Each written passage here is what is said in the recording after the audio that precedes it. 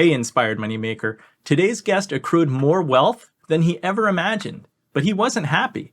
We're going to learn from his story of hitting rock bottom and his spiritual journey of redemption.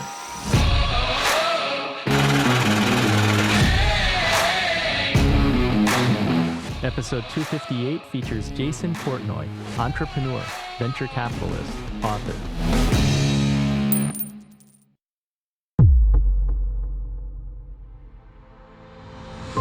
So I thought, well, if I have more money, I'll be happy. If I have a faster car, I'll be happy. If I have more women that are attracted to me, or I'll be happy. More sex, I'll be happy. But it turned out an infinite amount of all of those things would have never made me happy. The only way I was able to find that happiness and contentment that I was looking for was to look inside myself, acknowledge that there was a hole there, and then go through the process of starting to fill that hole. I'm Andy Wong, host of the Inspired Money podcast, where we share positive perspectives on money so we can have a bigger impact in our community and in the world. This episode of Inspired Money is brought to you by Seeking Alpha Premium. Seeking Alpha is the largest investing community in the world. It has a portfolio tracker so you can keep track of your stocks and get strong buy and strong sell alerts. There are also powerful stock screeners for finding new investment ideas. There are top stock picks from Seeking Alpha's quant system, and you can read what analysts are saying about your stocks.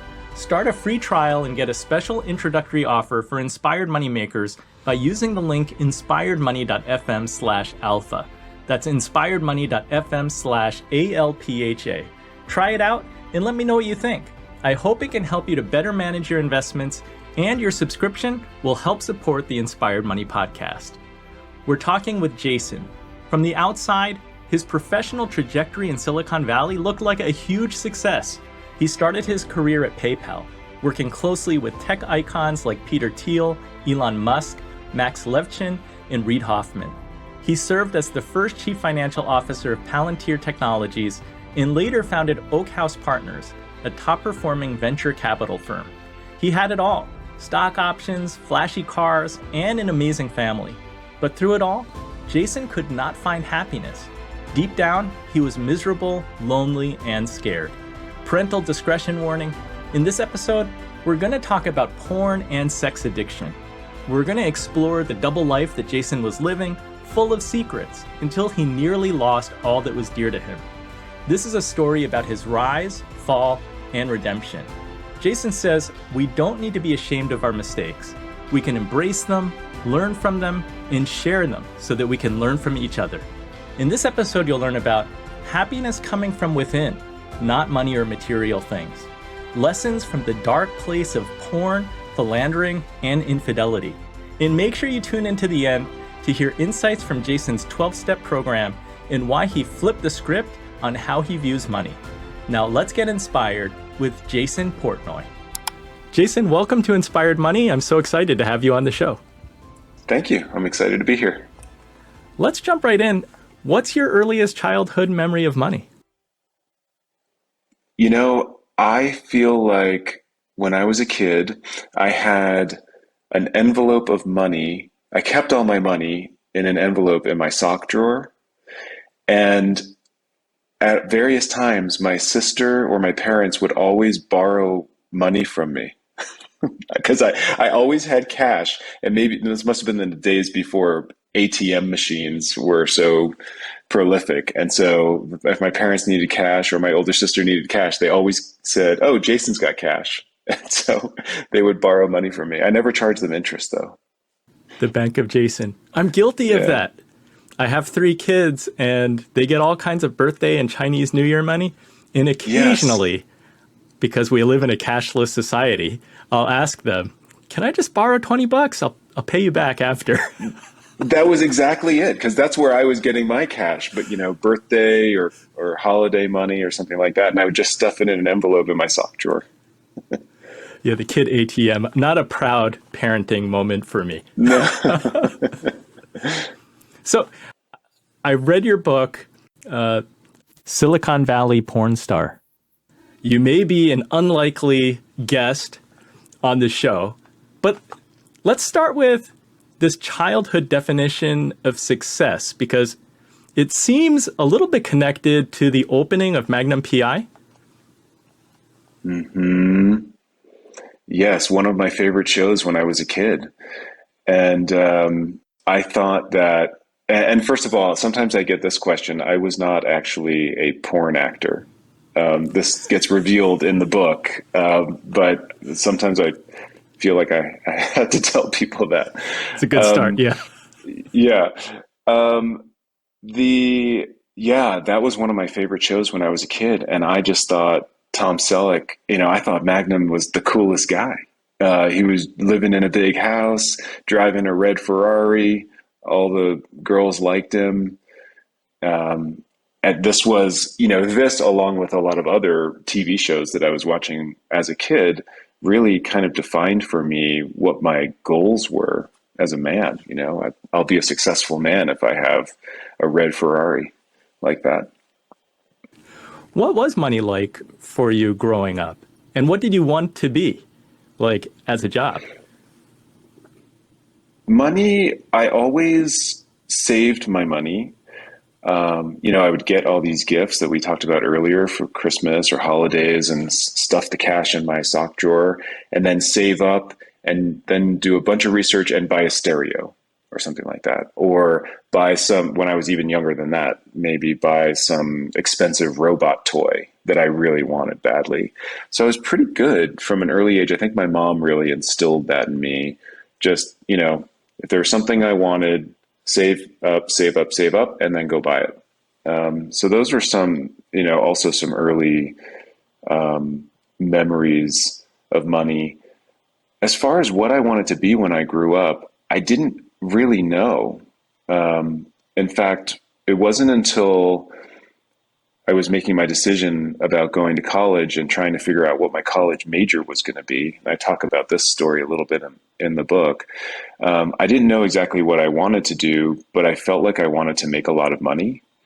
And so my parents were chemists and I enjoyed math, and my dad suggested I consider chemical engineering. And I looked up in a table in some magazine, the starting salaries of all college majors, and the highest one was chemical engineering. And I said, perfect. That sounds great. I'll do that. I like that in the book. How do you think you'll advise your daughter when she's thinking about picking a major and a potential career? My guess is that it won't be look for the dollar sign and then follow. Connect the dots. Yeah, you're so right. It's a great question. I always felt so strongly that, especially early in my life, early in my career, I just wanted to make a lot of money. Again, this was reinforced by all these things in my childhood, and that was kind of always tilted towards careers in engineering or sciences or law or medicine or something like that. But as I've gotten older and my relationship with money has changed, and I've also realized that it is not the only definition of success in life. And so now I appreciate the importance of following something that you're really passionate about. And if you're doing something that you're very passionate about, you will be so excited about it and kind of in your own power, in your own authentic power, that you will be kind of radiant and happy, and you will be as successful as you need to be financially to have a nice life. And so now my advice to her would be, do something you're very passionate about, because if you're really into it, it will make you so happy and you will get enough compensation to have a comfortable life. How about for you? I mean, I imagine that growing up in New Jersey, the goal wasn't to be a PayPal or to be at running Peter Thiele's hedge fund. Can you talk a little bit about how you got there, and maybe even starting out with deciding what to wear with your first meeting with Oh, Peter? sure. Yes. So it all happened very accidentally. And so I went off to school, got a degree in chemical engineering at the University of Colorado, and then decided at some point later that I wanted to go to graduate school. And I had applied to several different graduate schools and gotten accepted at Stanford University in Palo Alto, California, and decided, it was advised by one of my professors that I should go to Stanford. I'd gotten accepted to some other great schools, but he highly recommended I go to Stanford. And my girlfriend at the time was also going to be living in that area. So that also kind of sealed that decision. So I went off to Stanford for graduate school.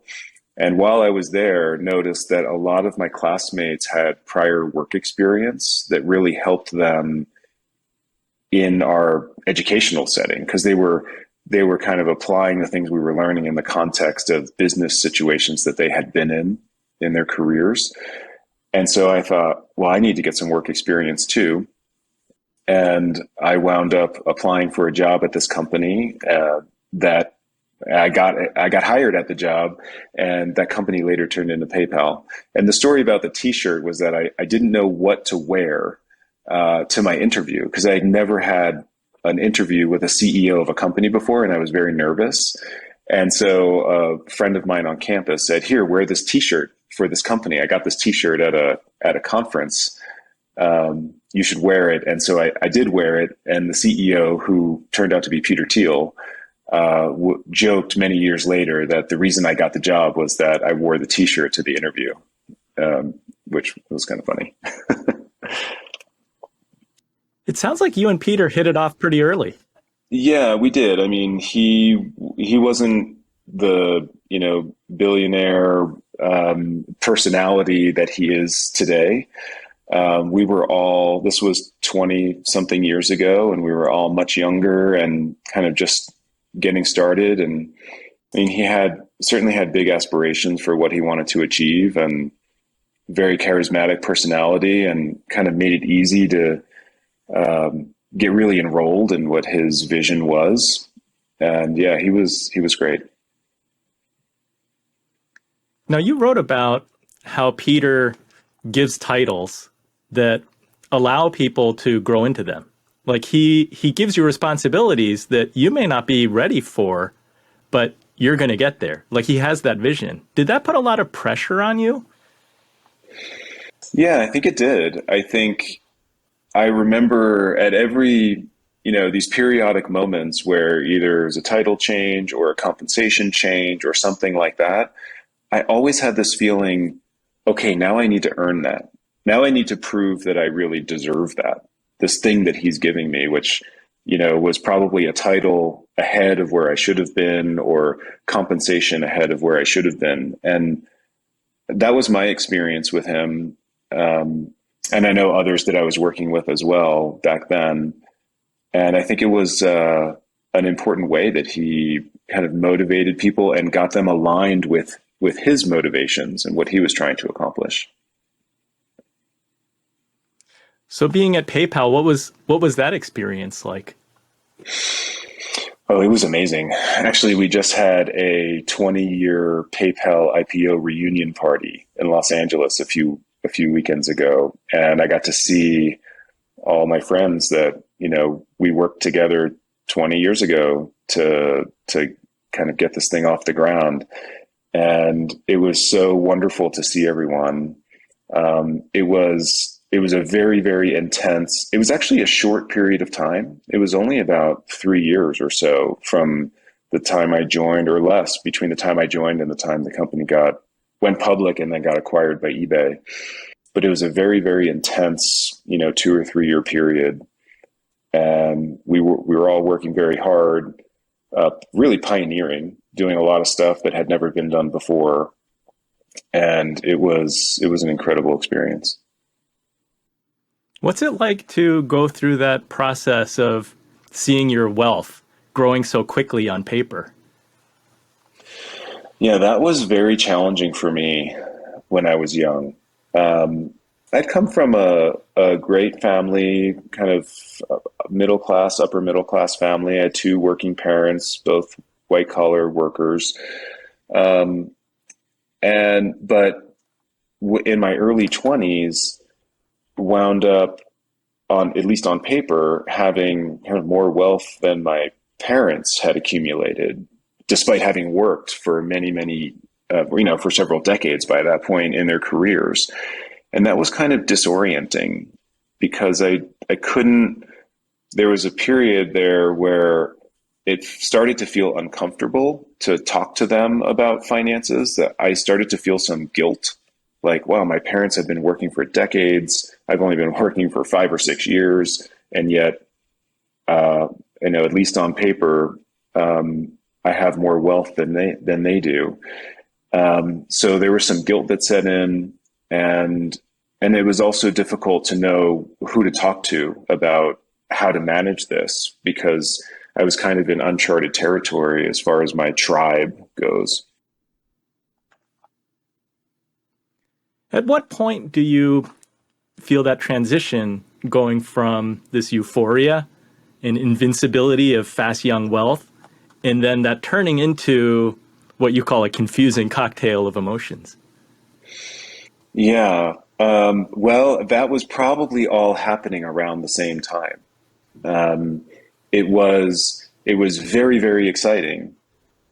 And then in the next moment, it was scary and disorienting, and a lot of responsibility. Like, okay, well, now I've made this money. Now I have to be a good steward of this capital and make sure that it continues to grow. And, then once I got married and had children, it's like, make sure we're saving for college. Trying to be responsible. And yeah, it was a very confusing cocktail of emotions, like you said. So yeah, you said that PayPal happened so quickly. I can't even imagine in 3 years, really just that startup intensity, but then IPO to being bought out by eBay in very short order. From there, what is the trajectory? Like, where do you go from PayPal? Because you did well. It was very lucrative for you, but you weren't among the senior, like, top tier guys. So it's not like you made hundreds of millions. No, I'd say I don't know. I don't remember the exact amounts, but it wasn't even millions. By today's standards, it was a lot less. But at that time, 20 years ago, and being in my early 20s, it was like more money than I thought I would ever make. And so I felt like I was still young and I was still ambitious, and the people that I had worked with at PayPal all went off and started other amazing companies. And so that just seemed like the thing to do, was to go join one of these new companies that was sprouting with some of the members of this group. And so I went, and for some period of time, I was helping, me and about 5 or 6 other folks helped Peter Thiele start launching his hedge fund again. He launched the Founders Fund with another group of partners. I was part of a small team that was building a family office for him as his wealth was increasing. So there's a lot of work going on in there. But after a little period of time, and that was very fun, and it was very exciting, and I learned a lot. But after a while, I didn't really want to be at an asset management firm. I kind of craved getting back into an environment where we were building a product that I felt was going to have a positive impact on the world, because that was certainly part of PayPal's mission. And so that's when I went and became the first chief financial officer at a company called Palantir Technologies. And that company has done quite well. They went public a few years ago. Unfortunately, just like a lot of public tech companies, the stock market hasn't been friendly to them this year. But overall, the company's doing quite well. They're growing their business and having an impact. I've heard the term unicorn associated with Palantir when describing the opportunity and what the company, has the potential to do. As your net worth was growing, you say that your ego was growing too. So talk about that a little bit, because I think on paper, what you've taken us through so far, like, that is traditional success, right? You being a PayPal, IPO, got acquired, working for Peter Thiele, now CFO at Palantir. Like, you've made it. Yes. And that is certainly how I felt. I felt like I was doing everything right. Look at that resume and look at where I am now. But there was something else that was happening for me behind the scenes, and that's really what the book is about. And there was a part of me that was starting to live kind of a double life, really. And I think some of the confusion, that confusing cocktail of emotions that we talked about, I was young, I was making money. I don't feel like I had a lot of good role models to look at. And I just thought, you make money and then you get fast cars and you have homes and you chase women. I just thought that that's what men did: money, cars, and women. That was the three things I talk about a lot in the book. And as my wealth grew, I was able to kind of hide in behind some of that. I was able to use some of the money I was making to engage in these exploits. And again, I kind of just thought that this is what men did. But over time, it really started to erode my life. I was not living in my integrity. My relationships were starting to suffer. And I was starting to go down a pretty dark path. In my case, it started with online pornography, which became a habit. But then that led to online hookups and escorts and sugar daddy websites. And, it was heading down a very dark path.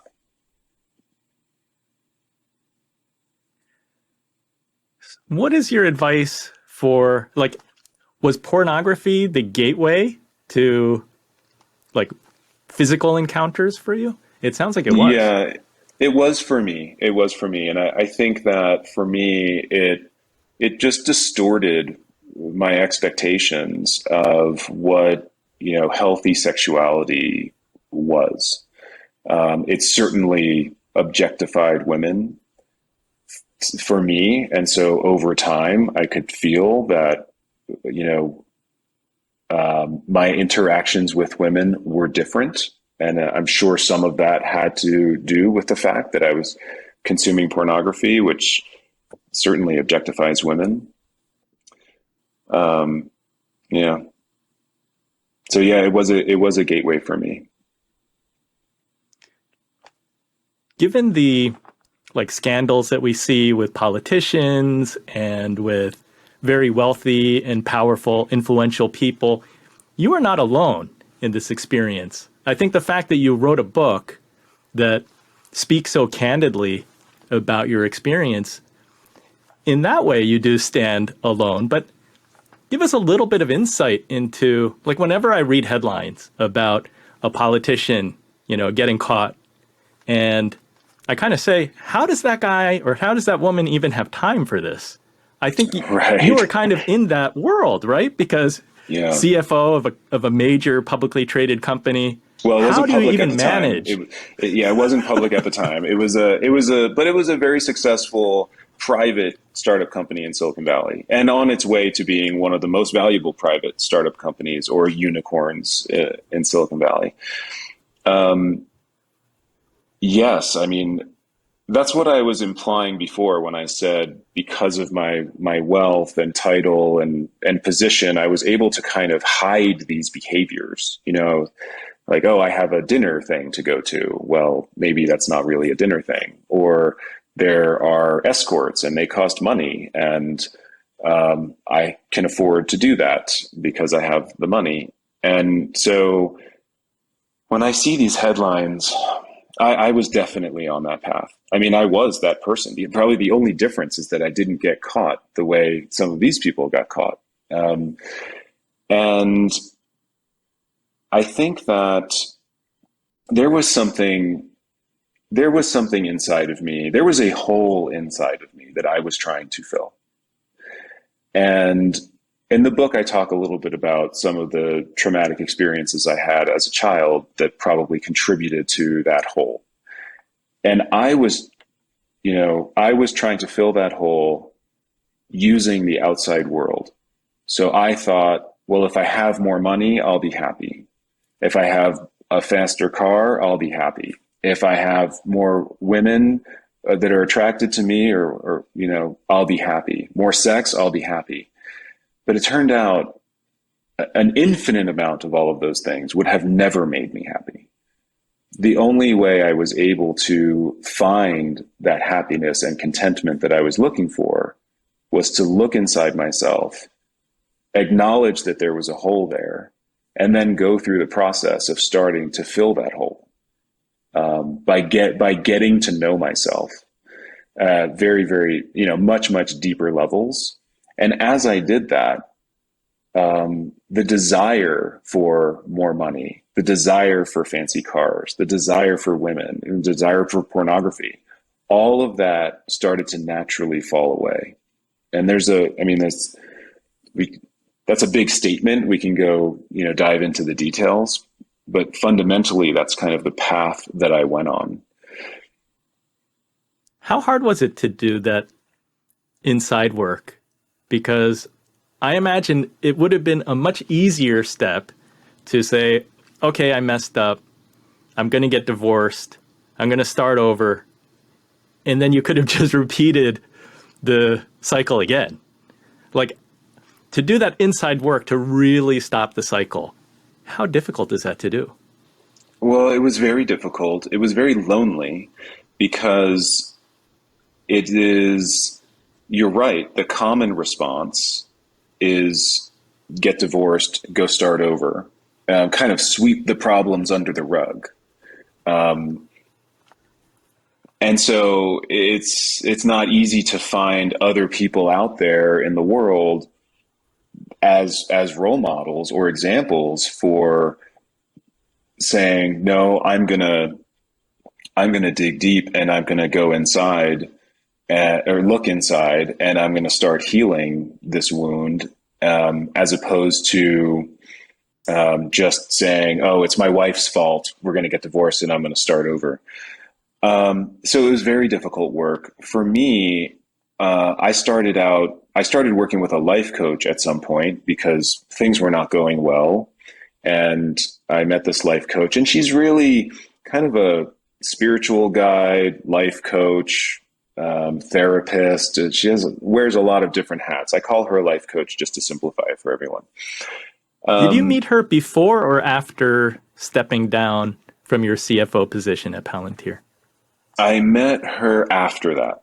Yes. So I stepped down from my CFO position at a point in time where I felt like my marriage was falling apart and I needed to do something to try to save my marriage. And there was no possible way to balance my relationship and marriage. And at that point, we had a daughter who was about 6 months old. Palantir was growing so fast and the demands of that job were so high that there was no way to balance those two things. And so it was either stay at my job and get divorced or quit my job and hopefully try to repair my marriage. And I made the decision to quit my job and try to repair things with my wife. So you were doing the right thing on your own. You had made that difficult decision. What did trying to fix your relationship look like on your own versus after you met Melissa, your life coach? It was not very successful. It was because I was focused on, well, I think I'm just working too much. But then also she's got her things, like things are her fault. Everything that I was looking at was very much on the surface. And when I started working with Melissa, she was the one who first introduced me to this concept that what's on the surface of your life is just a reflection of what's on the inside of you. So if your life is crumbling and has no integrity on the outside, you don't have any integrity on the inside. And because it's impossible for those two things to be out of alignment. If you have the integrity inside, you will naturally have the integrity outside in your life. And so it was, there was only a 6-month period between the time I left my job before I met Melissa. But during those 6 months, I wasn't thinking that there's something wrong with me inside. I was just thinking, oh, I was working too much. Oh, Anne-Marie was doing this. I was doing that. It was all this surface stuff that, frankly, most of us get lost in. Were you still going off the rails in that time? No, I wasn't. I was really trying to at least stop my bad behavior. And I was trying to stop. And let's fast forward a little bit. So I quit my job. I meet this life coach, and Anne-Marie and I go through an interesting journey. We actually wind up getting separated. All of this is detailed in the book. But then eventually we come back together. But then a year or two later, I start with my bad behavior again, and then I get caught. And this is around kind of 2015. And this is when I kind of hit what I feel was my rock bottom, where not only do I get caught, but I have to admit, I eventually admit that I have been doing these things all along, including during the periods where, her and I were separated, and I just wasn't telling the truth for a very, very long time. And this was very devastating. But what I had done enough coaching and therapy work and spiritual work with Melissa by that time to understand that if I didn't reveal those secrets, that those secrets themselves were also keeping me sick. They were part of the reason that I was driven back to the bad behavior. And it wasn't until I started to reveal all of those secrets that I was carrying around that I could go even deeper into that healing myself inside. This is rock bottom because not only were you keeping secrets from your wife, Anne-Marie, you had to divulge secrets to Melissa, your life coach, too. That's right. And I had been working with her for years by that point, but keeping these things secret. And her technique is anyone who's in a therapeutic context like this understands you have to meet your patient or client where they are. That's the only way to work with someone, is to meet them where they are and help them along the way on their journey. If you try to force them into things too quickly, they will lose interest and they won't keep getting coached or therapied. And so she, it was this gradual process. She knew, I think she had a strong sense that there were secrets that I was keeping. But it was this gradual process of chipping away, peeling the onion. She knew if she just kept peeling long enough, we would eventually get to a point where there would be nowhere for me to hide anymore. And that's exactly what happened. That's the way I outline it in the story, in the book as well. Yeah, it sounded pretty early that Melissa told you that the truth will make the process go faster. Oh, it was the first session I had with her. It was the first session and many sessions after that. I remember in that first session, again, I wrote about this in the book, and my homework was to write down all my secrets. And when she said that, I looked at her like, how does she know I have secrets? How does she know? And it kind of scared the pants off me for a second. I was Like, wow, she is on to me. And so I need to like really make sure I hide this stuff as best I can. That was the attitude I had at the beginning. So, reading your story, this is your hero's journey. And it seems like it would be impossible without Melissa as the guide for you and for your wife. How important is it, in your view, to have somebody that you can confide in and somebody to keep you accountable and to call your BS when you need that? In my experience, I don't think we would have gotten where we got without someone. Maybe, I mean, has been a very special person in our lives, but she can't coach every person in the world, right? So there are plenty of other coaches and therapists that are capable of helping people through these things. I think it's very, very important to have someone that you can talk to very openly and honestly, who doesn't have an agenda on you. And that's really the critical part, is that they don't have an agenda. Because if there is an agenda, then it kind of colors the work that you're doing with that person. So in the case of, you might say, well, I can confide in my friend, but your friend probably wants to stay your friend and therefore is going to, that's an agenda. And so it's going to affect the way that they interact with you. It's going to maybe affect how honest they are with you about what they're feeling, or, you know, if they're calling you out on something. So I think it's so important to have someone that's not your spouse, not a friend, not a coworker, that you can talk to very honestly, admitting things that, I mean, I can't tell you how many times I've admitted things to my life coach, Melissa, that I was so embarrassed to say, things that had been swirling around in my brain, maybe for a long period of time. To actually voice them is so healing. And so you need to have that neutral space where you can do that. Can you share with us what your, like, going from rock bottom to a 12-step program, surrendering to this process, what that looked like? Because you did go into this almost monk-like period of doing yoga, and I mean, it was like yoga 1 or 2 times a day, going to the 12-step program 1 or 2 times a day. It was intense. Yes. It was intense. It became the only purpose of my life for some period of time. It was about 4 months of that very, very intense thing where I shut down as much of my work as possible. I'm still working, but I was doing only the very essential things. I had moved out, and my wife, Anne Marie, who was very upset and devastated about this whole thing, was like, you need to go, and you need to figure this out. And I don't know if we're going to get divorced or stay together. We don't need to make that decision right now.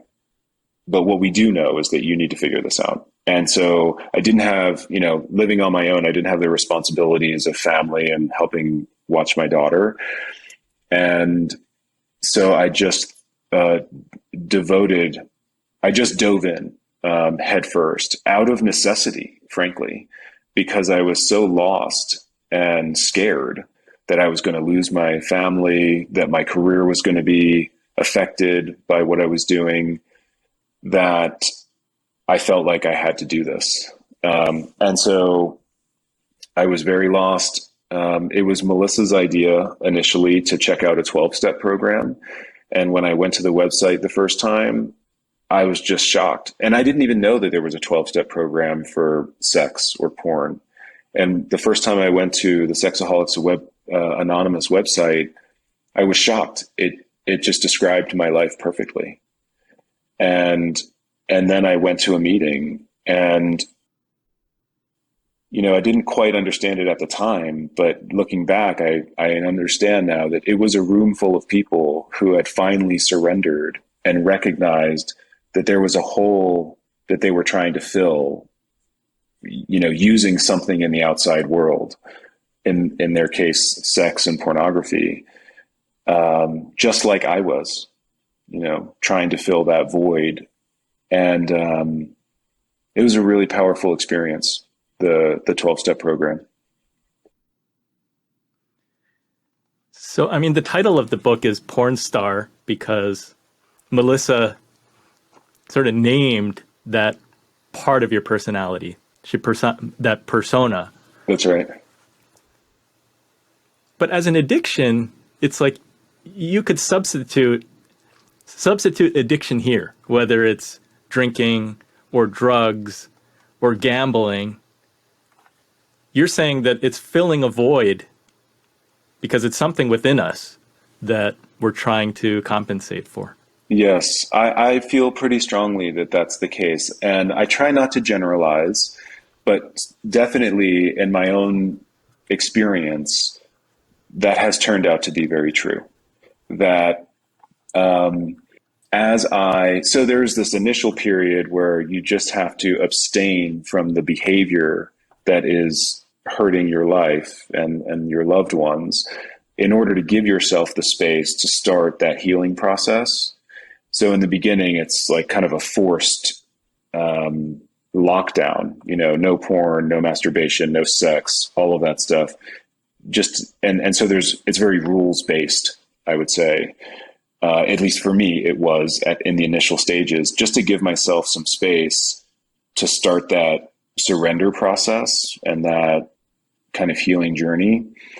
But as I went on the journey of looking inside and understanding who I am, where do I come from, what is driving these behaviors, why do I do things like A, B, or C, really just questioning everything about myself and about the life that I was living, my relationship to money, my relationship to sex. And as I started doing that, it turns out that is that process of healing yourself and getting to know yourself and filling that void and essentially just loving yourself, not judging myself, not shaming myself, and loving myself. And as I did that, the desire for the pornography started to fall away. The desire for any sexual partners started to fall away, which to me was an indication that it was exactly right. That I had been looking to those things to fill some void that was really inside myself. And now that I was filling it with myself, loving myself, I didn't need the outside world to do that anymore. And we haven't really talked a lot about the money side of this in a little bit. And if it's okay, I'd like to just move in that direction for a second, because yeah, please. It wasn't just, another very interesting thing that happened to me as I went through this transition was my relationship to money changed quite dramatically. So if you had asked me back when I was kind of in my bad behavior, my ego was running rampant. I thought I deserved whatever I deserved because I was a successful man and I deserve whatever. If you had asked me, how much money do you need? I would have said, well, what do you mean need? I just need more. I just need more. It doesn't matter how much I have. I just need more. And once I have more, I'll figure out what to do with it. In the meantime, I just need to get more. And again, that was me using money, something in kind of the outside world, to fill some kind of void, which would have been insatiable if I continued down that path. No amount of money would ever have been enough. Once I hit bottom, I went through the 12-step program. I started healing. I started doing my internal work, climbing my spiritual mountain is how we talk about it in the book. I started feeling much more content financially. And instead of saying, I just need more money, at some point the script flipped and I said, this is the lifestyle I want to live. How much money do I need to make every year to maintain that lifestyle and save enough for my future? And it turned out that was a very easy well, it wasn't an easy problem to solve, but it was like I could come up with a number, and then I had a target. I was like, well, now I'm just going to work as hard as I need to work to make that amount of money. And frankly, if I could do that, working 3 hours a week, I would. And then I would use the rest of that time to spend with my family or be involved in my community or something like that. But it really flipped the script. And we can talk more about that if you want, but to me, that was pretty interesting. Yeah, let's talk about that. I mean, what does that look like today? I love the idea that you're reverse engineering. So you're not just working like crazy. As much as possible, right? Right. It's like, I must accumulate as much money as I can, like willing to sacrifice it all. And now that you've really taken the time to pause and heal yourself, I think you sometimes call it integrating your mind, body, and spirit and all your fragmented identities into one whole person. What is the definition of success? What does that look like for you? Well, now it's a much more holistic definition, that includes my relationship with my wife and kids, my relationship with my parents, my friends, my health. When I was in my kind of bad behavior phase and just focused on accumulating money, like my health was deteriorating as well. It's not a major part of the story, but it was absolutely happening. And so now it's a much more holistic definition of success. A lot of it points to happiness, contentment, a feeling of serenity in my everyday life. That's really what I'm striving for now, I would say. And still monitoring, if I want to continue to live a certain lifestyle, I have to continue to make a certain amount of money. And so I have to continue to be productive and working on my business or whatever it is that I'm doing to make money. But it's not the primary thing anymore. It's kind of there to enable these other aspects of my life. And I think there's an important thing here as well, which is sometimes I feel when I've heard other people say things like this, and sometimes I feel like there's a response that says, well, that's easy for you to say because you made money, at PayPal when you were a kid, or you made money at Palantir. And I've thought a lot about this. I think, and what I've noticed is that there are a lot of people who have a lot more money than I do, way more, who are still not content. And they're still chasing more. And conversely, there are a lot of people out there who don't have nearly as much money as I do, who are very content and who are very fulfilled and, have a lot of peace in their life. And so I do think there's this tendency for people at various levels of the socioeconomic ladder to look at someone who's higher, or they perceive to be higher on the ladder than them and say, well, it's easy for them to say because they're there. But what I always tell them is just, you're not comparing yourself to the people who are, maybe a few rungs lower than you on the ladder, because they're saying the same thing about you. They think that when they get where you are, they'll be happy. But now you're saying you're not going to be happy until you get where the next person is. It's like everyone feels that way. So I'm not convinced that this is dependent on our level of wealth. I think there's a floor below which, if you want to talk about like a poverty line where you don't have your basic needs met, that, I'm much more sympathetic about that conversation. But, probably anyone even listening to your show is doing well enough financially that they're probably falling into this trap at some level. I've heard it said that money is like oxygen. So you need to have enough for survival, like for shelter, for food. But that said, I've visited countries and people are living in poverty. they don't have enough money, but they can be very happy and content. Yes, I remember my wife and I traveled through India many years ago, and I remember we stayed at a inn, and I remember the guy who worked behind the front desk. We were there for a week, and it was very cheap. And the guy wore the same shirt every day. And I remember how much that struck me. I thought, he's wearing the same shirt every day. And I don't think he's like less of a person or uncool or unfashionable. Like, it's his shirt. He just wears the same shirt every day. How many shirts do I need? I remember coming home from that trip and looking through my closet and going, man, I don't need half of these shirts. So I think that,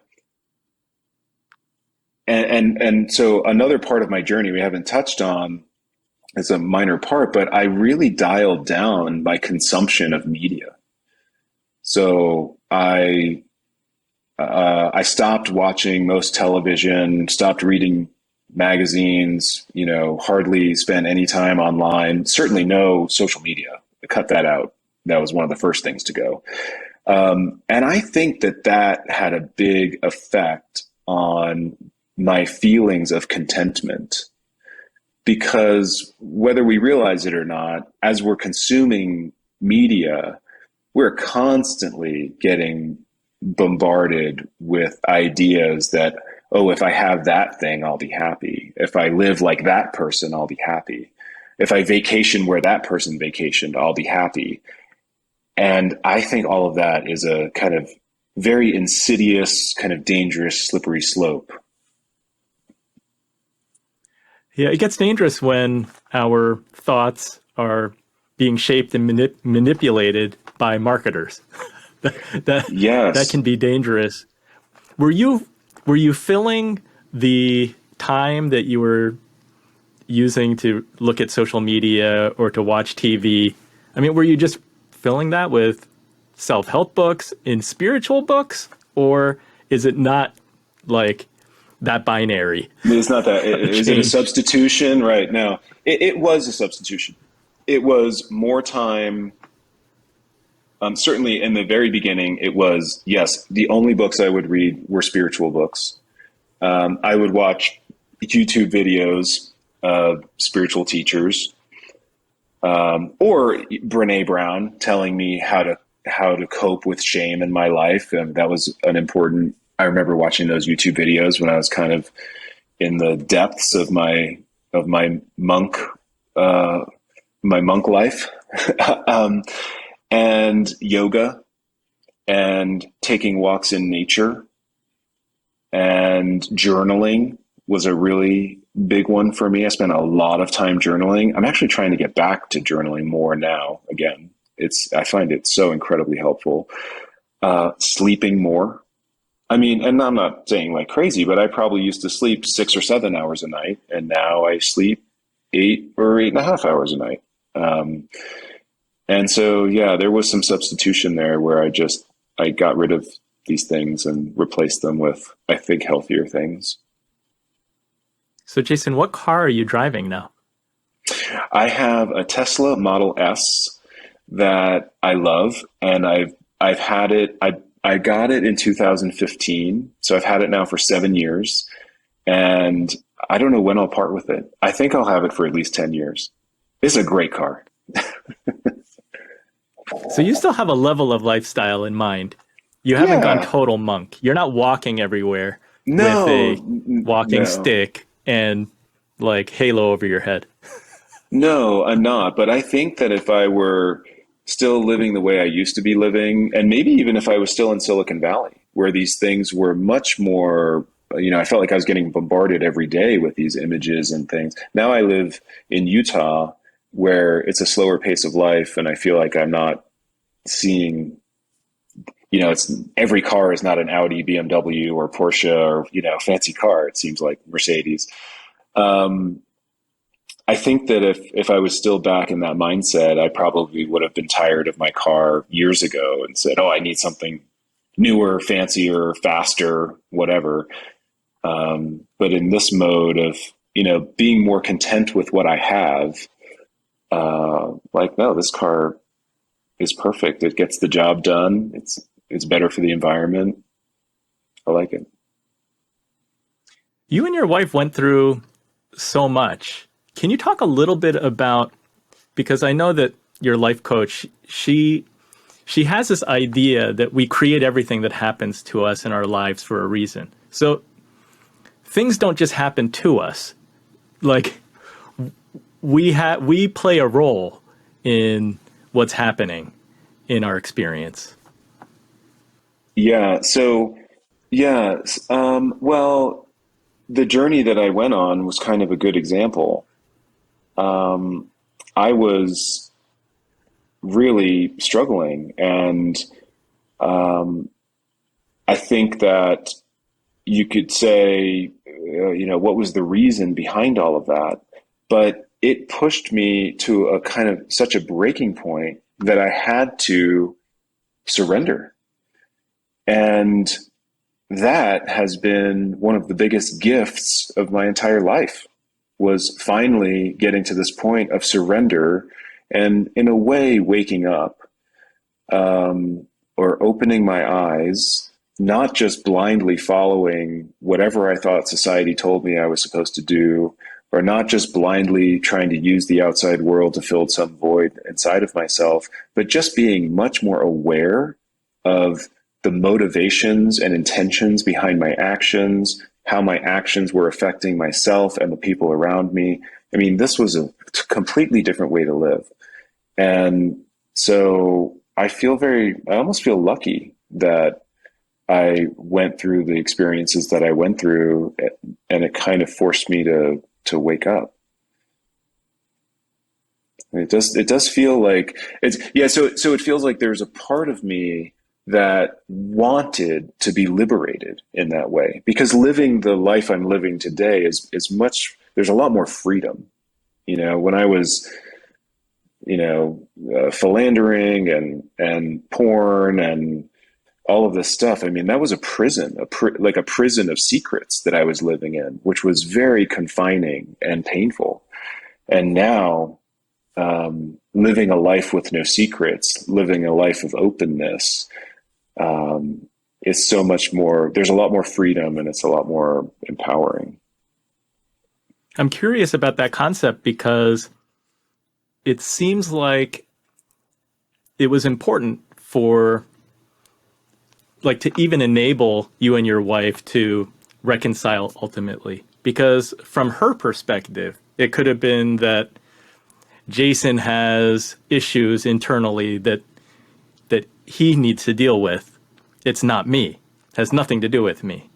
Right. But I get the sense that Melissa did counsel her and say that it's not that simple. It's not that simple. That you have to look at, like, Anne-Marie has to look at herself and say, what is it about my experience that played a role in this?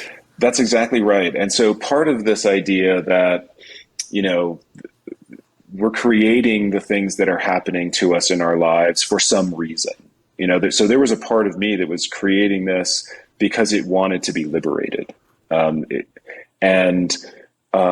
there's another side of that, which is that if we are in a relationship with another person, this could be a friendship, this could be a colleague at work, or a superior subordinate relationship at work, any relationship that you have in your life is there for a reason. You're there to learn some lesson from this other person that you're in a relationship with. Otherwise, the theory goes, you wouldn't be in a relationship with that person. You'd be in a relationship with someone else. And so for Anne-Marie and I, adopting this mindset and saying, we are here to learn something from each other. What are we learning from each other? How are we contributing from each other? And in her case, and you're right, Melissa did kind of hold her accountable as well and say, if you are with Jason in a relationship, you must have been getting something out of that. What were you getting out of that? And I'm not talking about surface things like he, holds the door open for you when you get in the car or something like that.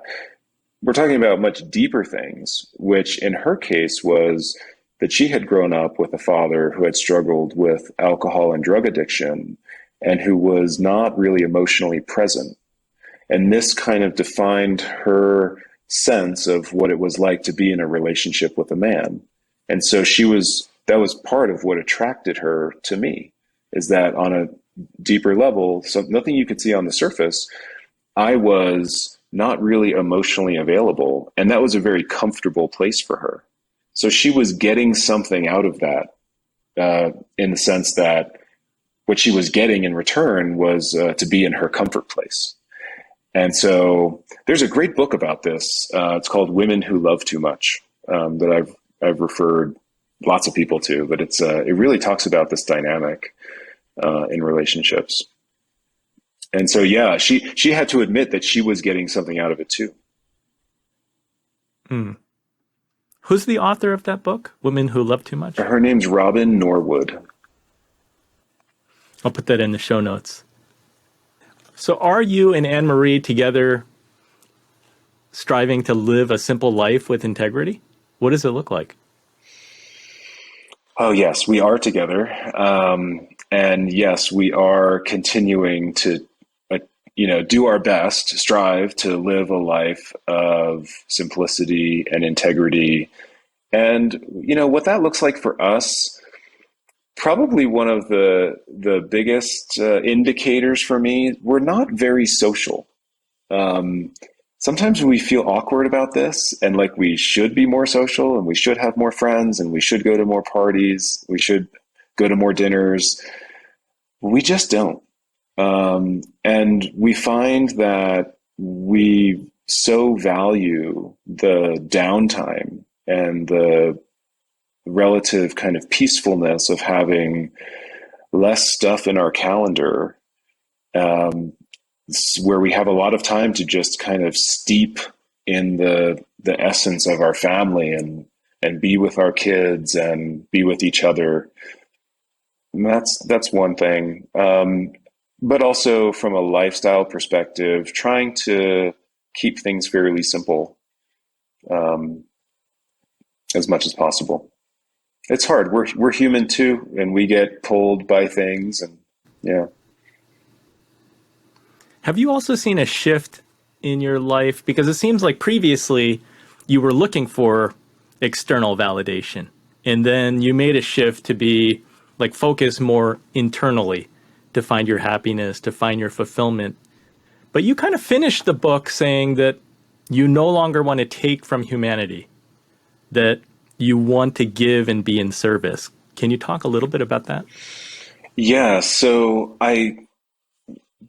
tying this back to what we've been talking about the whole time, I feel like as I have, knowing myself more, loving myself more, accepting myself more, and that has resulted in the sense of contentment for what I have, as opposed to desire for things I don't have, et cetera, et cetera. And it has left me feeling like I'm content. I don't need to, if I worked more hours right now, I would make more money.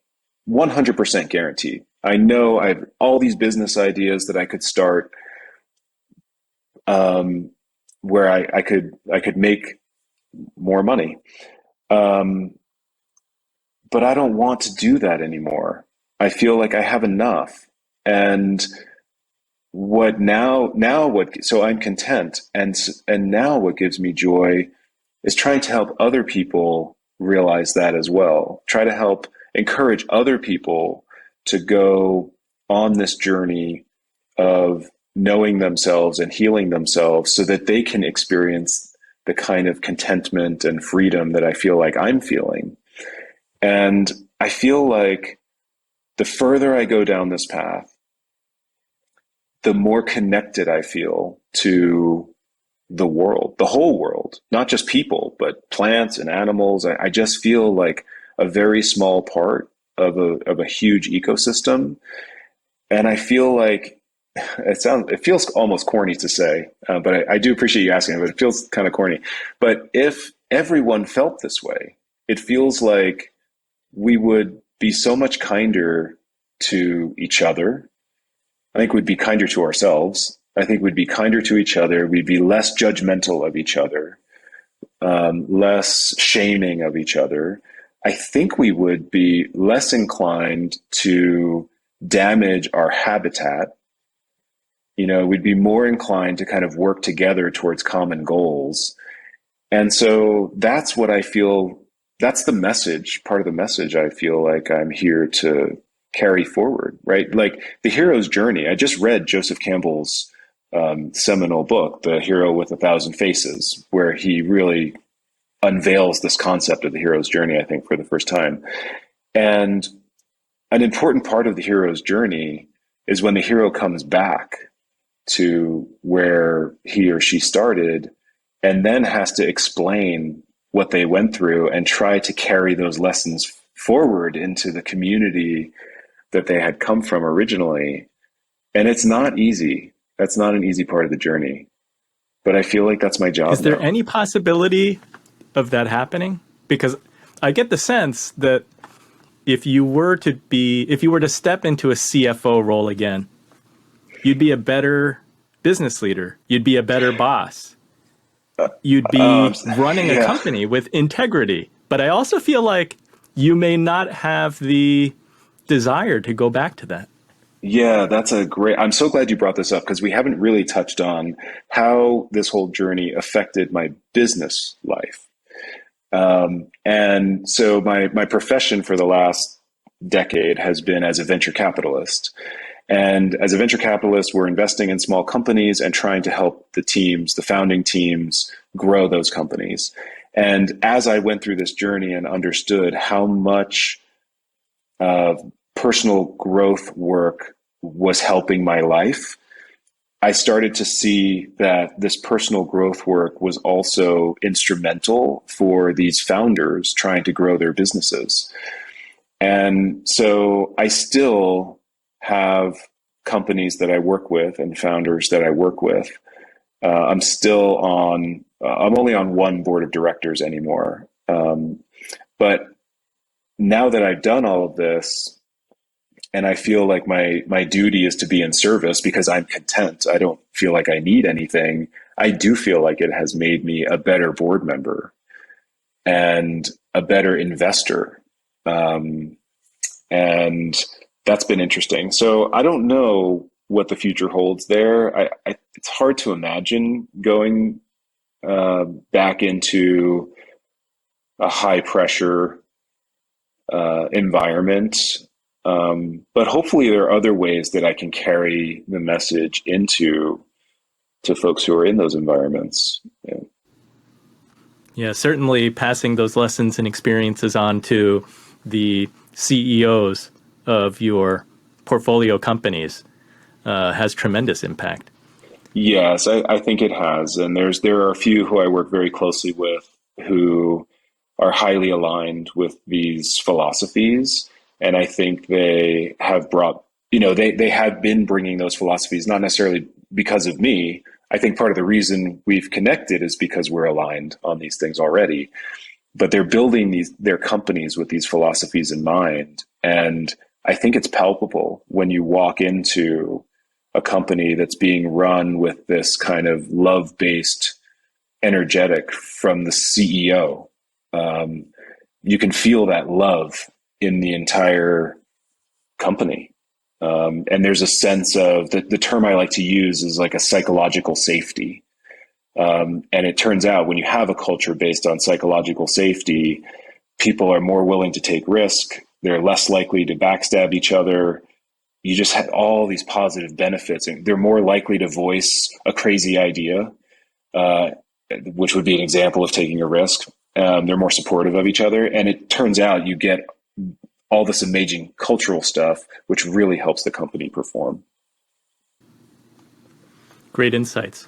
Well, thank you for sharing your story of corporate success, of a downward spiral, and really discovering yourself and finding happiness and contentment. Tell the Inspired Money listeners and viewers where they can find your book and where they can follow you. Well, first of all, thank you so much for having me as a guest on the show. I've really enjoyed the conversation. My book is called Silicon Valley Porn Star. You can buy it on Amazon or anywhere books are sold. My website is www.jasonportnoy.com, and you can find information about me, the book. You can join my mailing list, and you can send me a message as well. And I get lots of messages from people telling me how the book has affected them or inspired them to climb. And I love hearing those stories, and I try to respond to every one of them. So please send me a message. I'd love to hear how you're doing. That's so cool. Thanks, Jason. Thank you, Andy. So what was your favorite inspired money moment? In his career, Jason worked with some of the richest men in the world, so I loved hearing his perspectives. We know that we need money as a tool, but more of it does not guarantee happiness. My favorite inspired money moment was Jason's holistic definition of success: happiness and serenity through money, health, and spirituality. Stop to think for a moment. Is there anything in your life that you need liberating from? Open your eyes. Be aware of the motivations and intentions of your actions. Look within and find your own path towards success, fulfillment, and becoming the person that you truly want to be. If you had a different favorite inspired money moment, please post a comment or share it in the Inspired Money Makers Facebook group at inspiredmoney.fm/Facebook. Thank you for tuning in to the end. If you haven't yet subscribed to my email that goes out every 2 weeks, sign up at inspiredmoney.fm/newsletter. You'll hear about my investment team's outlook and what we're watching. Thank you for joining me on this mission. Have an inspired week and do something that scares you, because that's where the magic happens.